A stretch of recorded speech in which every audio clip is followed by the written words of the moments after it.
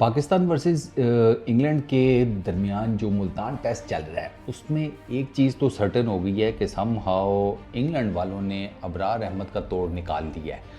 अबरार अहमद ने 2022 में इंग्लैंड के अगेंस्ट ही अपना टेस्ट डेब्यू किया था और उस सीरीज़ में इस अबरार अहमद ने 4 इनिंग्स में 17 विकेट्स ली थी। मुल्तान का ग्राउंड था, यही पिच थी, या डेफिनेटली थोड़ी सी अलग सी बनाई गई होगी। उस पिच के ऊपर मुल्तान में लास्ट टाइम अबरार ने इंग्लैंड के अगेंस्ट 11 विकेट्स ली थी। 7 विकेट्स इसने पहली इनिंग्स में ली, 4 विकेट्स इसने दूसरी इनिंग्स में ली।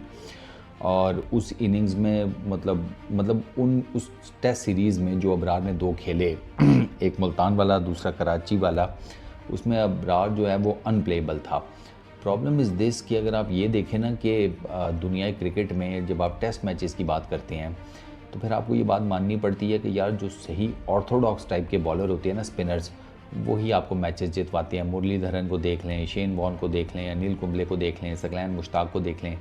एक ऑर्थोडॉक्स मिस्ट्री स्पिनर के ऊपर ना यू नेवर नो, मतलब वो जुआ ही होता है। अब अबरार को देख लें कि वो इंग्लैंड वालों ने इस दफ़ा उसका तोड़ निकाला हुआ है, वो नज़र आ रहा है। अबरार को ठीक ठाक किस्म की फेंटी पड़ी है। इसी अभी तक जब मैं देख रहा हूँ, अबरार ने पहली इनिंग में 29 ओवर्स किए हैं, 137 रन्स दिए हैं, कोई विकेट नहीं है, 4.72 की इकॉनमी है। ये इकॉनमी 7, 8 और 9 पर भी गई हुई थी अबरार की, 7, 8, 9 के ऊपर, यानी कि इस लेवल की भी अबरार को मार पड़ी है। और अबरार को अगर ऑलमोस्ट यूँ समझें कि वैसे तो हर ओवर में ही बाउंड्री लगी है, और जिस ओवर में बाउंड्री नहीं भी लगी तो उसमें ज़्यादातर इन लोगों ने, इंग्लैंड के बैटर्स ने बड़े आराम से अबरार को सिंगल डबल निकाले हैं, बड़े आराम से, कोई ऐसा प्रॉब्लम नहीं। वन कैन से कि इट्स टू अर्ली टू से, हाँ कहा जा सकता है। तीसरा दिन है टेस्ट मैच का, विकेट उस तरीके से स्पिन नहीं ले रही जिस तरीके से मे बी एंटिसिपेट किया होगा, या हो सकता है कि बैट की विकेट बिल्कुल ही स्पिन ना ले, ये इतनी फटा विकेट बना दी गई हो। क्योंकि ये याद रखिएगा कि बांग्लादेश से टेस्ट मैच हारने के बाद पाकिस्तान की टीम के ऊपर जितना क्रिटिसिज्म हुआ था तो उसके ऊपर फिर इवेंचुअली यही होना था जो आप देख रहे हैं कि full time batting wicket, bowlers का कब्रिस्तान, कुछ आपको मिल नहीं पा रहा। आपकी तरफ से सिर्फ एक 250 प्लस की पार्टनरशिप है, ऐसे ही है ना। और इंग्लैंड की तरफ से अभी तक 300 प्लस की पार्टनरशिप्स हो चुकी हैं। इससे आपको पता चल जाता है कि इंग्लैंड के लिए बैटिंग कितनी आसान है। और इंग्लैंड के बैटर्स आकर जिसे कहते हैं फ्री फ्लोइंग खेल रहे हैं, कोई उनको टेंशन नहीं है, कोई ख़तरा नहीं है, कोई डर नहीं है। ऑलमोस्ट किसी बेन डकेट ने तो 100 प्लस के स्ट्राइक रेट से मारा है, बाकी सब का भी 100 के आसपास का स्ट्राइक रेट है। और उस सब के बीच में सबसे ज़्यादा कूट जो है वो मैं देख रहा हूँ तो वो अबरार को लगी है। अबरार ने डेफिनेटली ओवर भी ज़्यादा किए हैं, लेकिन अबरार का बिल्कुल पॉइजन ख़त्म नज़र आ रहा है। उसको बिल्कुल यहाँ तो समझ नहीं आ रही कि मैंने क्या करना है क्या नहीं। या इंग्लैंड ने उसको, और जैक क्रॉली ने उसको जिस तरीके से स्टार्ट किया था ना, वो वहीं पर बड़े से बड़ा बॉलर भी जो है ना वो थोड़ा अंडर प्रेशर आ जाता है कि जब आप बॉलिंग कर रहे हैं, आप स्पिनर हैं, मेन लीड स्पिनर हैं अपनी टीम में, और अगला जो बैटर है वो आपको निकल निकल के मार रहा है। कभी वो आपके इधर से बॉल निकाल रहा है, कभी आपके इधर से बॉल निकाल रहा है, कभी आपके सर के ऊपर से आपको चौका मार रहा है, कभी आपको कवर्स में मार रहा है, कभी आपको स्वीप खेल रहा है।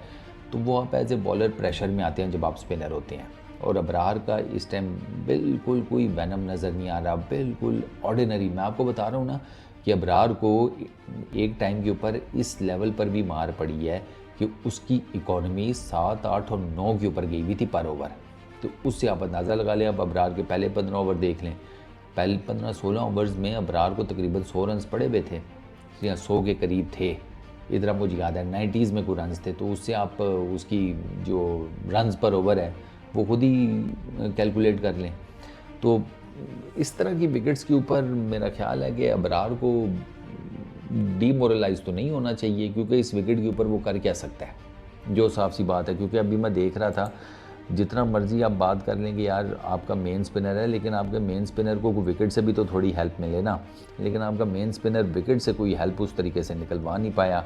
और दूसरा एक और चीज़ कि अबरार की ना लाइन और लेंथ का भी प्रॉब्लम है। देखें, बॉलिंग जिसे कहते हैं उनके भी 2 स्पिनर्स ने की है, शुएब ने और लीच ने। लीच 3 विकेटें भी ले गया, शुएब ने 1 विकेट ली।